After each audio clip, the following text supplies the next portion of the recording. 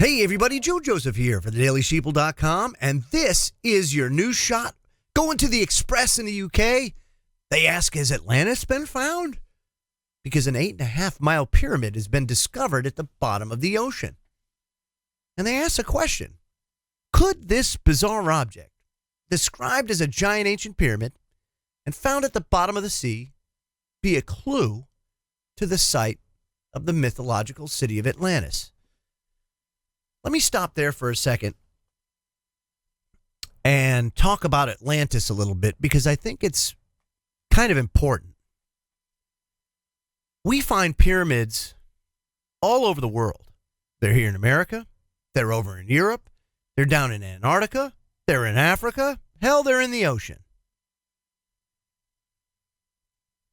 These things are evidence of an empire of the past. A lot of people look to Atlantis as being a city. But Atlantis wasn't just a city. Atlantis was an empire. A world-dominating empire at that. The first recorded seafaring empire. Now, for those that look at the Bible as a historically accurate document, Atlantis existed pre-flood, which is why you see a lot of these pyramids and megalithic structures underwater, because Atlantis, when they had their cities, they were basically coastal cities because they were a seafaring people. And interestingly enough, Atlantis was founded by one of the Titans, Atlas. Now, a lot of people would say, oh, come on, that's just a myth. If you look at the Bible as a historically accurate document, it talks about those that from heaven to earth fell, the fallen ones, the watchers. You take a look at what they talk about that, and then the times, what it was like in the antediluvian age. And it was like Lord of the Rings. It literally was. And you had giants that walked the earth in those days. We've seen evidence of giant skeletons all throughout, now basically every continent. But more importantly, you had Atlas and these titans that had knowledge that was passed down to human beings. And one of Atlas's biggest things was, that's where we get the term Atlas from, because he had unbelievable mapping capability. He was able to map out things as if, and I say as if, but he could see it from above, like from space.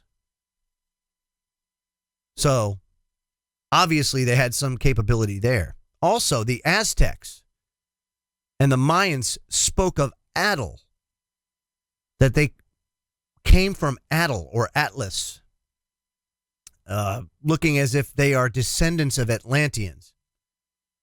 So there's a lot to learn from mythology, because mythology, there's always a level of truth built into it, and basically it's word of mouth. It starts out as a true story, but by the time word of mouth spreads, the story goes, changes languages, there's variations, there's subtle changes over time. It morphs into something different. But when you weed through all of that, you always find nuggets of truth.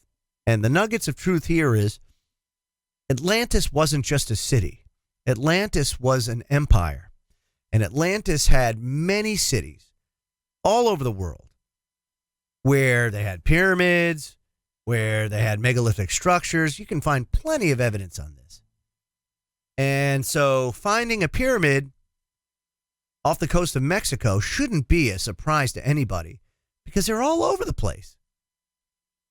I think what's a bigger surprise to people is the fact that life was so different thousands of years ago on this planet.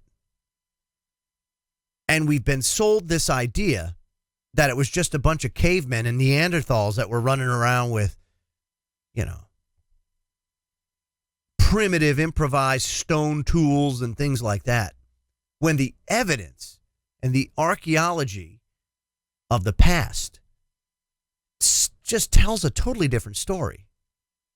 So when I see that there's an 8.5-mile pyramid discovered at the bottom of the ocean, I really don't think it's Atlantis being found. Could be a part of Atlantis, but it certainly tells you that we have been sold a different history and a different timeline of events than what has actually occurred. So when everybody talks about, oh, yes, the hidden knowledge hidden in the Vatican and everything else, the real hidden knowledge, the real story is what was life like before that cataclysmic event that changed and altered life as we know it on Earth. We know that, like I said, if you use the Bible, it says, as was in the days of Noah, pre-diluvian, antediluvian age, so will it be in the coming, when the Son of Man comes, when Jesus returns. If you take a look at what life was like, if you actually look at the evidence and then you look and see what life was like, they had cutting edge technology. It may not be the same or manifest itself the same way, but they had cutting edge technology. They had building capability that we cannot duplicate today. There were different species. There were different intelligent life that walked this planet. L.A. Marzulli is just going to release the DNA results of the elongated skulls down in South America. And what you come to find out is these skulls are not human. It's not human DNA. So what is it? If it's not human, then what do we call it? Was it a race of people that lived on this planet before that cataclysmic event? Or did they come afterwards? I don't know. I don't have the answers to that. All I know is that there is plenty of evidence to show that intelligent beings existed on this planet that are not human.